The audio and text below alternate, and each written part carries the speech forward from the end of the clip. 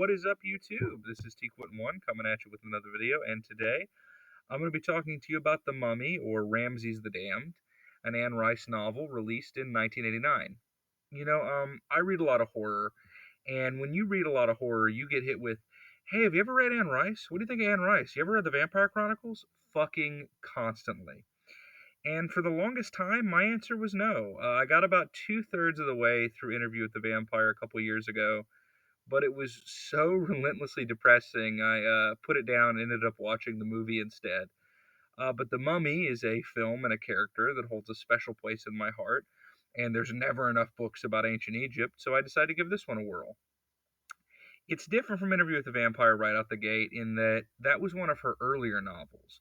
And you can tell she's still learning what her strengths even are, but by 1989 she was pretty well established, and this is a much more confidently written book. Her writing really is the strength here. It's melancholy, yes, but in a kind of classical way. If you told me this was a book by Oscar Wilde or even Bram Stoker, I'd probably believe you. The prose is just so lyrical and lush, and it's that rare book where the moment to moment sentences are much stronger than the bigger narrative.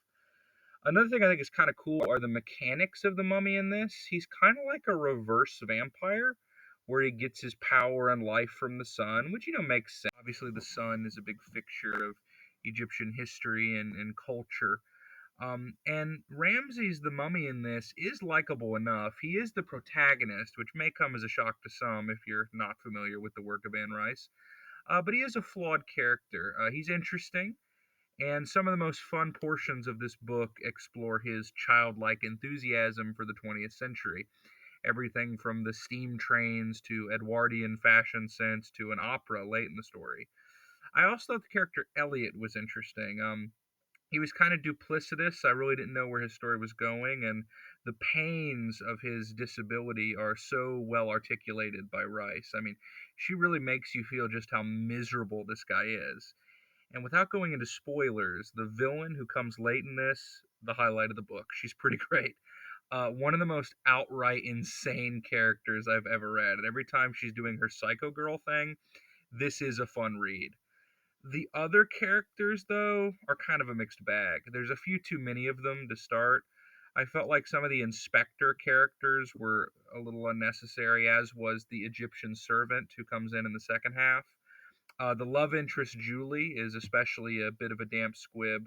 The early portions of the novel set her up like she's going to be the main protagonist, but once Ramses into the story, she becomes rudderless and has no identity outside of being his lover. Henry also serves as a villain early on, and there's a lot of buildup as to what to do with him and what he's going to do next, but then he's dispatched almost haphazardly. The real problem here boils down to the structure and the pacing. Anne Rice did an interview a couple years later, and she mentions that her books are proofread but never edited. And you can really tell when you read this. There's zero urgency for most of this book. There is a certain intrigue, and the time period is vividly described, but it's not enough. There's an inciting incident, if you will, but that's not till Act 3. Think about that for a second. The plot spins its wheels for two-thirds of this book. Does that sound fun to read? This is also where the length comes in. Now, the book brings up a lot of cool ideas and concepts, and surprisingly, it does devote a lot of time to chew on them. In some cases, too much. The same problems are brought up over and over again ad nauseum. Characters make the same mistakes multiple times over the course of the narrative, and it does ultimately get tiring. Now, the good stuff here is really good, so I can't call this an outright bad book, but unfortunately, it does feel half baked, and I can't ultimately recommend it either. I'm going to give it a 6.5 out of 10. Now, if you want a great mystery novel that is set in Egypt, I would actually recommend Agatha Christie's Death on the Nile. That's a good read. Anyway, this is T1 signing out.